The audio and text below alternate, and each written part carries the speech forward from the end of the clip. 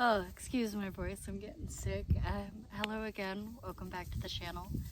I wanted to make a video about my opinions, the pros and cons of having goats as a first-time homesteader. So far, it's been a pretty fun learning curve of just figuring out how to keep them not only entertained, but keep them contained.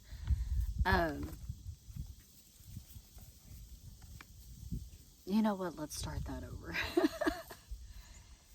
Hello everybody, welcome back to the channel. Thank you for turning back in. I wanted to pop on here and kind of explain my opinions on first time goat ownership as a homesteader, as a new homesteader, and kind of explain my thought process on just my personal pros and cons. I've got my notes here. I've been writing them down a couple days. You know, always one to prep. I, of course, got my two boys in the back here. We've got Badger and we've got Morgan. As a recap, we've got Badger. He's my, as I just said, my wether. They're both Nigerian dwarfs. He is my castrated buck, just because he is unregistered.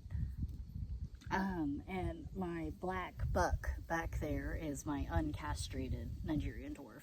He is, comes from some fantastic lines, and I felt his lines should be continued. So we went ahead and told his breeder, his original breeder, go ahead and leave him as a buck, and we'll see how he does as a baby daddy.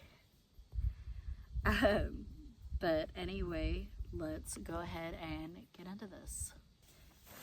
Alright, so first I figure we'll go over the pros of what I believe to be owning goats as a first-time homesteader. My first pro was land management. Of course, I've got mine out on lines. Not the safest option, I'm well aware of that. We are still actively working on grabbing more pallets. We're working on grabbing the stuff to get the pallets, and of course we do want something that doesn't look like an eyesore to the property. So we are working on getting stuff like stain, you know, stuff so we can wash off these, make sure that there's not going to be any chemicals that seep into the ground and potentially harm anything that makes its way through. Sorry, I say a lot, but land management, they will clear just about anything for the most part. They strip the leaves off of just about anything. These are a great example right beside me. I can move the camera real quick. These are a great example. All of these used to be filled with nothing but leaves, and some of them can even cause some skin irritants. Those are more over there by the tree. I'm not touching those, but some of them can cause skin irritants, and they just don't care. They'll eat anything from poison ivy to briars. I mean, they've cleared our front yard. Our front yard is briar nation up there, or was. Once they started eating all the leaves off of it, I've noticed some of the briars get brittle and just break off. And honestly, that's a huge pro for us, being that our entire front path was beginning to be taken over by briars. They're great at being bush hogs. They'll just sit there and they'll peruse, and for the most part, it makes up a good bit of their diet. They are, I've read this a lot. The more research I've done on making sure that I'm properly taking care of these two is they are by far more browsers than they are grazers. So they're not going to be great at, you know, your grass and keeping that down unless it's their last option. So if they've got stuff like these trees and these bushes along the fence line, they're going to go for those first. But that is also one of the primary reasons we got them in the first place.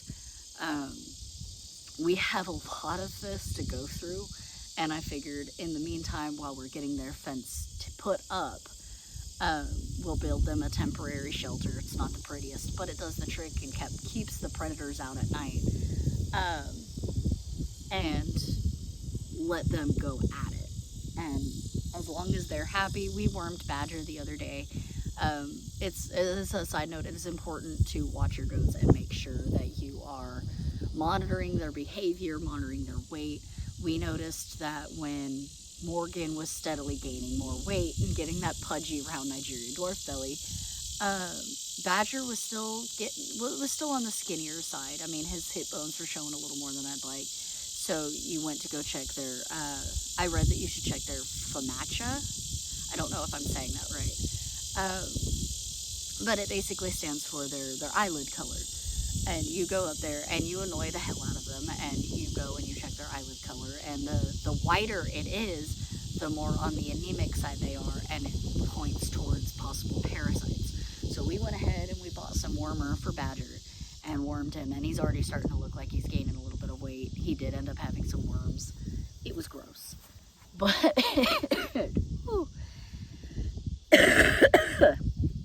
sorry. Went to a tractor pull last night and I'm losing my voice. That goes into my next point of they are fairly easy to maintain. Goats seem to have kind of a built-in monitor. Like if you are monitoring them fairly regularly, I'm out here every day with them. I've noticed that it's pretty easy to catch any personality changes, any, hey, this goat looks like might be getting a little too hot. And just noticing, hey, little things. But for the most part, you do need some essential supplies, your hoof trimmers, your wormers, your stuff like activated charcoal in case they ingest something that they weren't supposed to. We looked at our property beforehand, and any plant that I knew or was uncertain about that looked like they might not be able to eat that or just looks suspicious, if I couldn't Google it, my mother. If I couldn't Google it, then I would go. I went ahead and just dug it up. I'm always on the hand of better safe than sorry. It does require learning their behavior. I've said it a couple times, but requiring learning the behaviors, you get your essential supplies and make sure that you have everything you need in order to properly maintain your goats. When they're properly maintained, they can be a resource. Even Nigerian dwarf goats, we chose this breed not only because they're small and easier to handle, because I do have a 2-year-old, y'all have seen him. They are both meat and milk goats.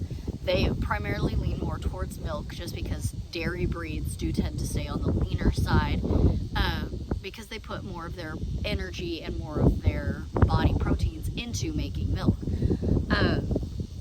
But that does not stop them from being a meat breed as well.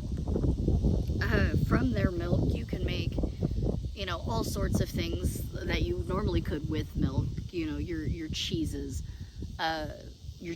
your creams, your butter, and it tends to be a little healthier as well as the fact that what went into making that milk, and the process.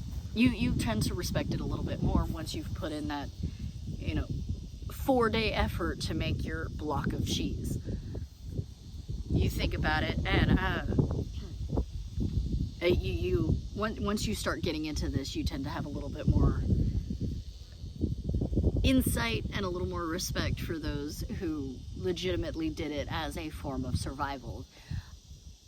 Doing it nowadays is more of a privilege than anything, and it's a weird privilege because it's a privilege that you have to put the work into. But in my viewpoint, in my opinion, it is still a privilege to be able to do this. It takes a lot of work and respect to those who upkeep it on a regular basis. Out of their milk, you can even make stuff like soaps and lotions. I mean, if you want to, their milk byproduct goes a long way. Going into my 4th point, they're great companions. Most of the time I can sit out here and they'll leave me alone for the most part, but every once in a while, I'm sure he might do it this time around, but Morgan, our black buck, will come up and he'll just say hi. He'll rub against my leg, I'm not trying to condone that behavior, as I've read that it can lead to not necessarily aggression, but a hey, I'm bigger than you, you know, you don't boss me around. But he can be a very sweet boy. They're also 24/7 entertainment.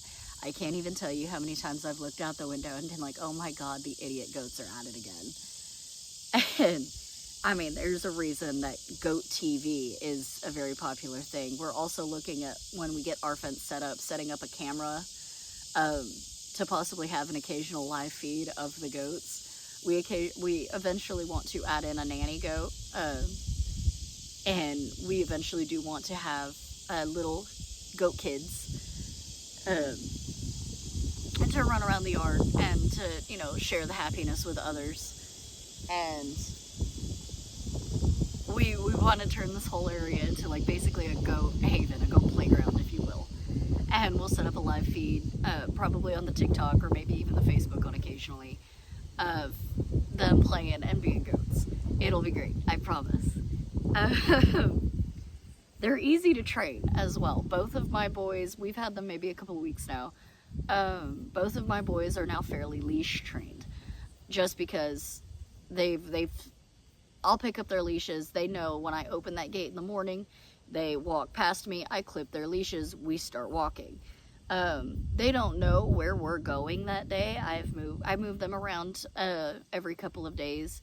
We've got plenty for them to graze on, but going back to my land management point, or into my next point on land management, they can overgraze very quickly.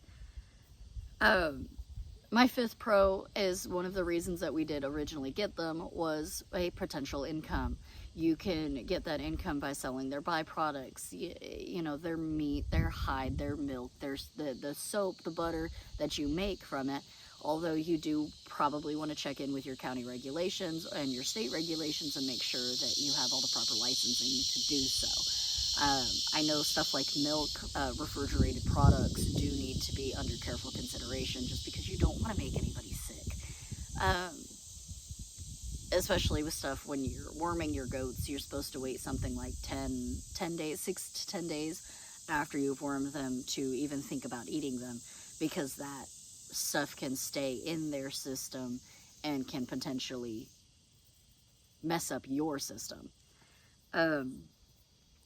Going into that kind of negative note, let's go over the cons. We can go back to our land management. They can be very destructive. They can overgraze your land very quickly if you have too many goats on not enough acreage, and it can basically strip your land dry. They will pull everything up by the roots and make it so you have barren wasteland. That will increase your cost long term. If you don't want grass, if you don't want trees, throw as many goats as you want out, but do be aware that in that interim you will have to be providing their hay and their grain. You need to be watching how many nutrients they are getting, and it will increase your cost in the upturn. They will chew on your fences. They will rub up against your fences. If you are going to habitate these animals, you need to have a very sturdy fence. That's why ours has been taking so long, just because it's a pallet fence. It is a cheaper option, yes, but you have to make sure that it is sturdy enough that if you're going to let them free roam, that they can't just bust out of a bad screw.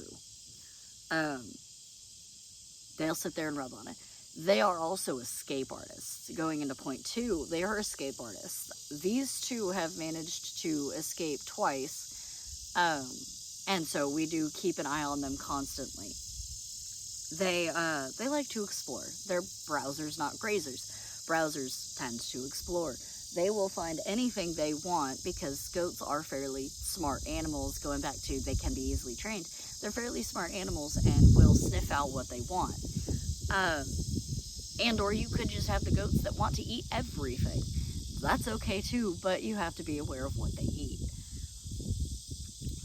Sadly, because of this fact, they can be prone to parasites as well.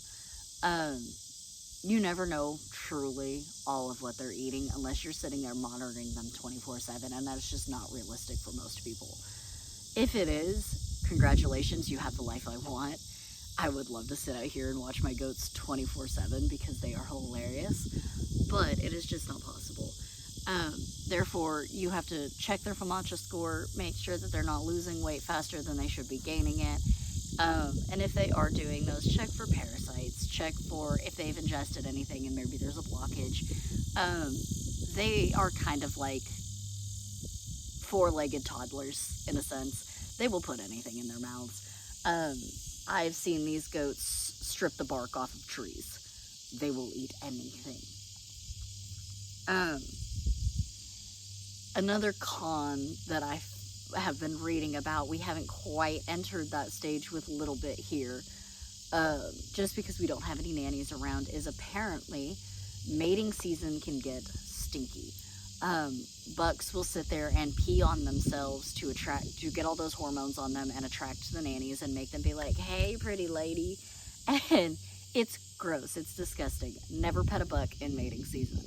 They are smelly, they are loud, and they can even have a tendency to be more aggressive. We have yet to see that in him just because he's never been around a woman. Or, sorry, not a woman, a nanny. Like I said, we are working on that, but a con specific to your smaller goat breeds is the fact that they can breed fairly early on. I was told by his breeder that you have to separate them as early as 4 months old because if they can expand their business, then, oh, hello friend, then there is a possibility of them breeding their mothers, their sisters, their aunts. You know, they'll start mounting anything they possibly can, and that's not great. You don't want that in your lines. So, you know, specific to the smaller breeds, what I've read is they can breed at a very early age, and it is imperative that you keep your younger bucks away from breeding temptations. They are still animals, and keep them away from that because it can stunt their growth, and it can stunt their growth to a pretty extreme level. If you put a buck out there for breeding that's too young to be able to handle that amount of resource depletion, then you will be stunting the growth and potentially harming them later on in life. Lastly, that goes into my learning curves portion, where owning goats is very specific to the breed that you choose to get, and I highly recommend that you do a lot of research on the breeds. We got a good baby going. I highly recommend that you do a lot of research regarding the breed that you want. Do you want to go more Boer Kiko goats and do more of a meat route? You don't really want to sit there and milk them. You do have to be on a schedule when you milk them. It can be intimidating. Goat ownership, animal ownership, husbandry can be intimidating first going into it, and it is very important to do as much research as you can to prepare yourself for the worst. I nearly scared myself out of getting these boys because of how much research I was doing, and that is okay. You need to almost scare yourself. You need to realize, is this going to be too much work for me? Is this not sustainable for me? The whole point of homesteading is to create a sustainable environment for yourself so you can live more authentically, in a sense. If you do not have the time, if you don't have the energy, it can be a detriment to not only you, but to your animals as well. And that's not fair to anybody. So do all the research you can, scare yourself almost out of getting goats. I highly recommend it if you've got the time and energy. But if it's not for you, it's not for you. That's not an issue.